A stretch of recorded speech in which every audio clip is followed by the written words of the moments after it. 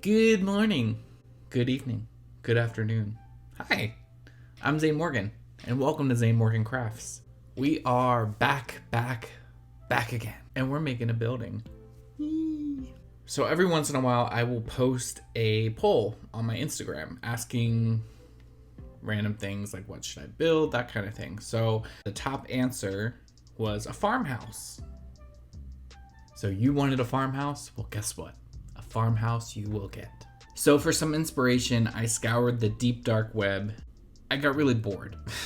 I then went on a Studio Ghibli binge and I fell in love with a house in Kikis Delivery Service. And that's what heavily inspired this build. This little beauty right here. So this is what I end up making.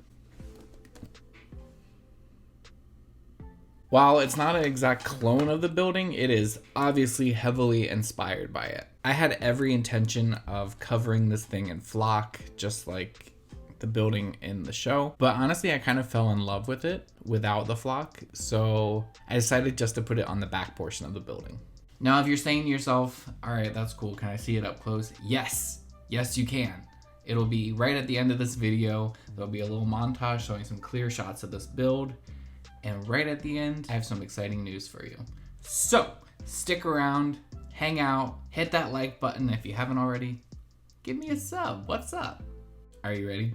Let's go. So like most things, I started out using a reference image and then putting that into Blender and figuring out the shape and scale of my project. And when I was happy with the shape, I then printed out the front of the building so that I could get the roof pitch translated into foam and basically use that as a stencil. I then took the windows and doors that I modeled, printed them, and marked them out on the foam and cut it out.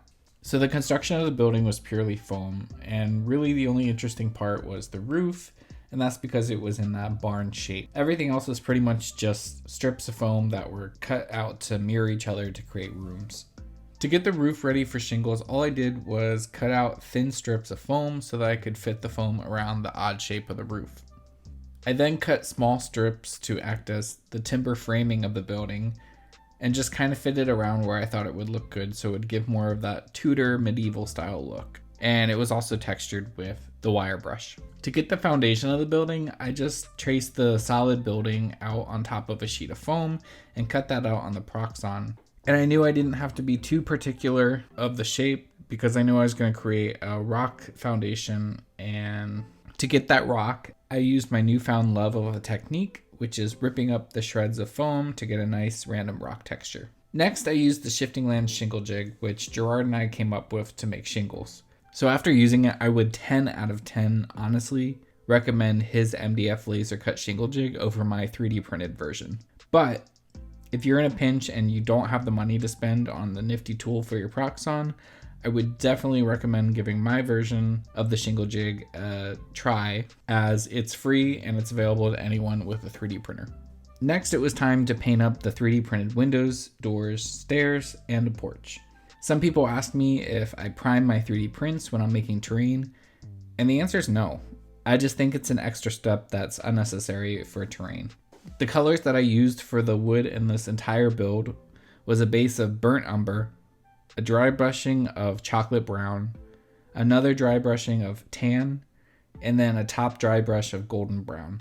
I used this on any part of the build that had wood. And then I started to Mod Podge the shingles, which then I stopped as I realized that I didn't texture the plaster. So using a dull pencil, I rubbed it on the foam to get this cool texture that looks similar to plaster. I base coated the entire build in burnt umber, that's including the areas with the plaster, and then when that was done, I then went in and painstakingly painted the plaster in a cream white color. Man, oh man, I procrastinated on this part. Whenever I do a Tudor style building, I say, I should probably paint the plaster first, the wood separately, and then when they're done, merge them together. This would make my life so much easier. Well, folks, hindsight is 20/20. And of course I did not do this. But it all works out in the end. It's just a pain in the butt. After I got the plaster painted the cream color, I decided to save myself some headache, and I just went in and dry brushed the entire thing in the same steps that I did with my STL files. So it was that same brown, lighter brown, cream dry brushing. And after I finished painting, I cut out the interior floor of the building and cut off a sliver to recess the floor a bit. I then marked out some wood planks on the floor, lined it with some craft sticks to elude of woodwork on the walls. And then after painting it, I applied the gloss finish of Agrex Earthshade and then glued down the stairs. It was now time to glue in the windows and the doors, and that was just using hot glue, nothing special. But then it was time to flock. Oh, flock, yeah. It was time to flock. And after that, it was done. Thank you for watching. I'm really glad that you stuck through it and made it this far. Drum roll. Time for some news. I now have a Patreon. I know. I roll. But hear me out. So I created this Patreon so that I could come up with an easier, more efficient way to get you my STL files. So if you like some STL files that I created during a certain month, or in a video, whatever, my plan is that at $5 a month, I will release sets of my STLs to you, my patrons. So it helps me out monetarily, and it helps you get access to some really cool, unique STL files. So if my builds inspire you and you have a 3D printer, or you have a friend who has a 3D printer, you can then take the files that I use for my builds and incorporate them into your builds, or even try and make the builds that I make. And I decided to use Patreon over Etsy just because it's not very digital media friendly. So they had a data cap at like 20 megabytes, and some of the more detailed pieces like doors and that kind of thing where I put in the wood grain, that's a lot of information, so the files are bigger. So that being said, from now on, when I release STL files, they will be exclusively on my Patreon. Now, here and there, I will still release some freebies, and those will be on my Colts 3D account. So that being said, if you don't have a 3D printer and you still want to help me out and you don't want to buy merch or anything like that, there is a first tier, and that is $1.75 a month, and that just helps you support the channel. You get access to some behind the scenes look at some things. There's some vlogs on there. You get an exclusive Patreon discount on merch. Say you like a t-shirt that I make, there's a discount.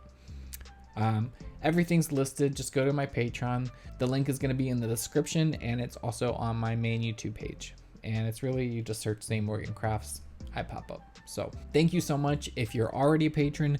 Thank you so much if you are going to be a patron. I really look forward to having that cool little interaction with you, and you get a glimpse into my world, and I get to share some cool stuff with you. That being said, currently this month, the farmhouse files are available on my Patreon. They are there now. Thank you so much. Thank you for watching. If you like the video, give it a thumbs up. If you don't like it, that's cool too. Just let me know what's up. All right, let's get to the montage. Bye guys.